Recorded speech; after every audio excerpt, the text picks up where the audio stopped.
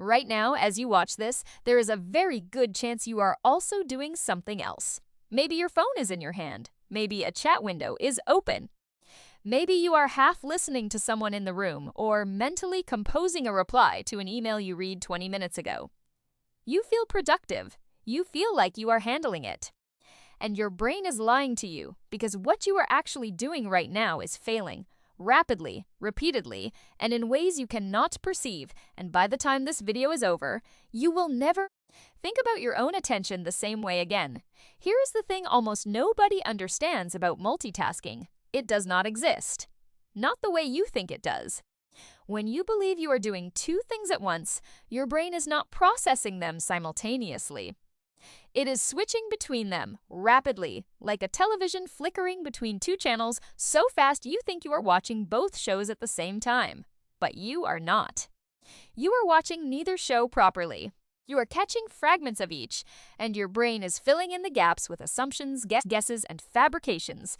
And you never notice because the one thing your brain is genuinely brilliant at is hiding its own failures from you. This is not opinion. This is neuroscience, and it has a name.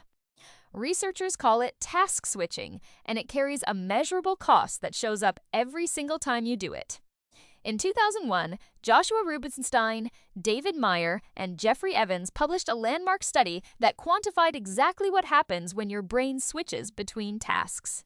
Every switch, every single one, costs you time, accuracy, and cognitive resources. The delay is small, sometimes just a few tenths of a second, but it compounds relentlessly. Their research showed that people who multitask take up to 40% longer to complete the same tasks than people who do them sequentially. 40%. That means the thing you think is making you faster is making you nearly half again as slow, and you have no idea it is happening because the switching is invisible to conscious awareness. But the time cost is not even the worst part.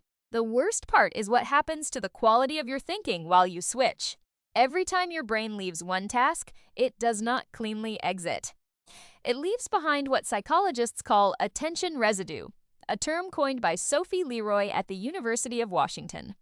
Part of your mind is still processing the previous task even after you have moved to the next one. You are never fully present in anything you do while multitasking. You are always partly somewhere else, and that residue degrades your performance on the new task in ways you cannot feel, but that researchers can measure with devastating precision. Your working memory, the mental workspace where you hold and manipulate information in real time, has a hard capacity limit.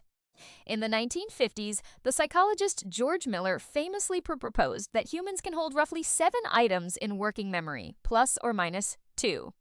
Later research has revised that number downward. Most cognitive scientists now believe the true limit is closer to 4.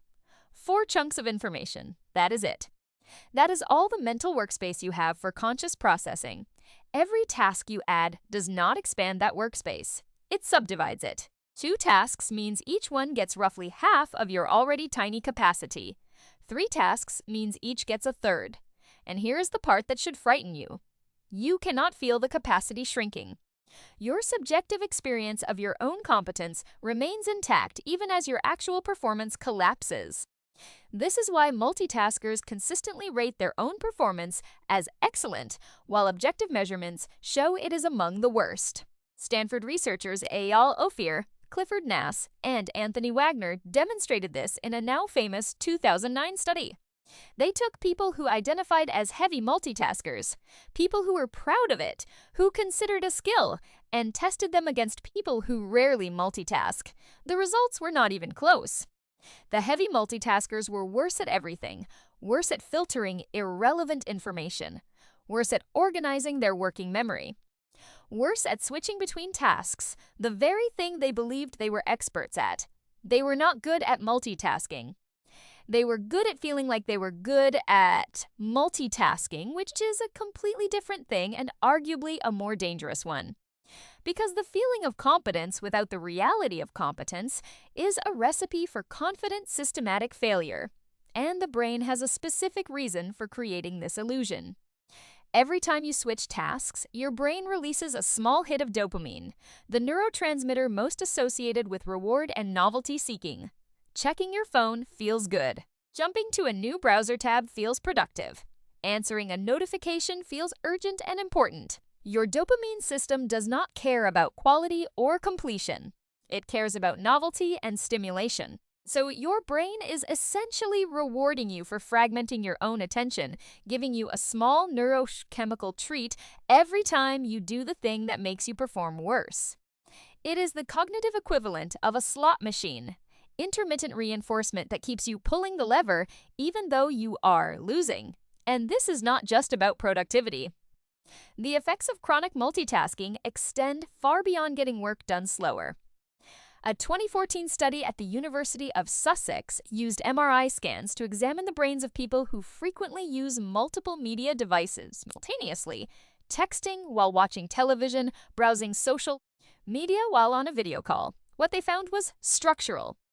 The high multitaskers had measurably less gray matter density in the anterior cingulate cortex, a region associated with empathy, emotional regulation, and cognitive control.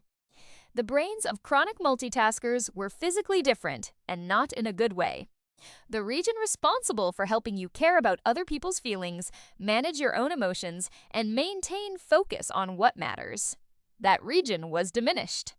Now, correlation is not causation, and the researchers were careful to note that. It is possible that people with less gray matter in that area are simply drawn to multitasking rather than damaged by it. But either way, the picture is not flattering. Either multitasking shrinks a critical part of your brain, or the people most enthusiastic about multitasking already have less of the brain region they need most. And here is where the evolutionary story gets interesting, because this is not a design flaw. This is a design. Your brain was not built for the modern world. It was built for the savannah, where survival depended on a very specific kind of attention, not focused concentration on a single abstract task for hours, but broad environmental monitoring. A rustle in the grass could be a predator. A flash of color could be ripe fruit. A distant sound could be a rival group approaching. The brain that survived was the one that stayed distractible, that kept scanning, that never locked onto one thing so completely that it missed the leopard creeping up from behind.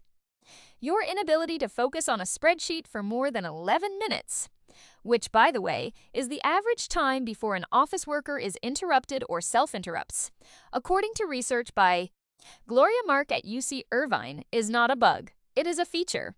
A feature designed for a world that no longer exists.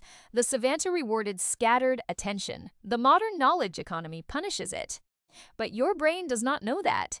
It is still running ancient software in a modern operating environment, and the mismatch is costing you more than you realize. Gloria Mark's research found that after an interruption, it takes an average of 23 minutes and 15 seconds to fully return to the original task, not to glance back at it. Not to reopen the window, to fully re-engage with the same depth of cognitive processing you had before the interruption, 23 minutes. And the average knowledge worker is interrupted every 11 minutes. The math is devastating. You are never reaching full depth. You are spending your entire working life in the cognitive shallows, bouncing from surface to surface, never diving deep enough to do the kind of thinking that actually produces insight, creativity, or breakthrough work, and yet society tells you this is a skill. Job postings list ability to multitask as a requirement. Parents pride themselves on juggling 15 things at once. Students study with music, texting, Netflix, and 3 browser tabs open, and genuinely believe they are learning. They are not. Research consistently shows that students who multitask during learning retain less, understand less deeply, and score lower on tests, even when they feel like they understood the material perfectly. The feeling of learning and the fact of learning are not the same thing, just as the feeling of multitasking and the reality of multitasking are not the same thing. There is one apparent exception, and it is worth addressing because people always bring it up. You can walk and talk at the same time.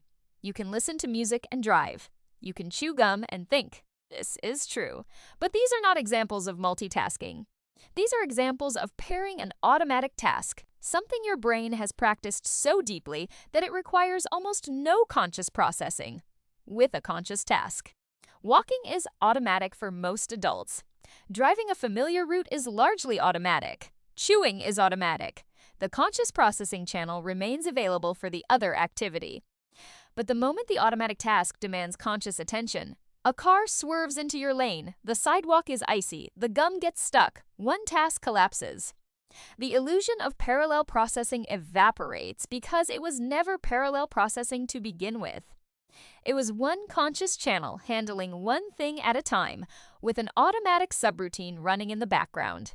True multitasking, handling two or more tasks that both require conscious attention simultaneously, is something the human brain is architecturally incapable of doing. This is not a limitation that can be overcome with practice. This is a hardware constraint. The prefrontal cortex, the brain region responsible for executive function, goal management, and task coordination, operates as a sequential processor. It can handle one conscious task stream at a time. When you force it to juggle two, it does not parallel process them. It serializes them, handles one, drops it, handles the other, drops it, returns to the first, and every drop and pickup costs time, energy, and accuracy. The bottleneck is structural. You cannot train your way past it, any more than you can train yourself to see ultraviolet light. The hardware does not support it. And yet knowing this will probably not change your behavior, and that is perhaps the most fascinating part of all. You will finish this video understanding intellectually that multitasking makes you slower, dumber, more stressed, less creative, and possibly structurally alters your brain. And tomorrow morning, you will check your email while brushing your teeth, scroll your phone during breakfast, and open 14 browser tabs before 10 a.m. because the dopamine loop does not care about evidence. The feeling of productivity is more compelling than the fact of productivity. The slot machine keeps paying out just enough small rewards to keep you pulling the lever. And the tragedy is not that you cannot do two things at once. The tragedy is that you could do one thing brilliantly with your full attention, your full working memory, your full creative capacity, and instead you choose to do 6 things poorly because poor performance with a dopamine reward feels better than excellent performance without one. Your brain is not failing at multitasking. Your brain is doing exactly what it was designed to do: scanning for threats, seeking novelty, chasing small rewards in a dangerous and unpredictable environment. The problem is that the environment changed and the brain did not. You are running Savannah software on a smartphone, and every notification, every ping, every open tab is a rustle in the grass that your ancient operating system cannot ignore, no matter how much your modern life needs it to.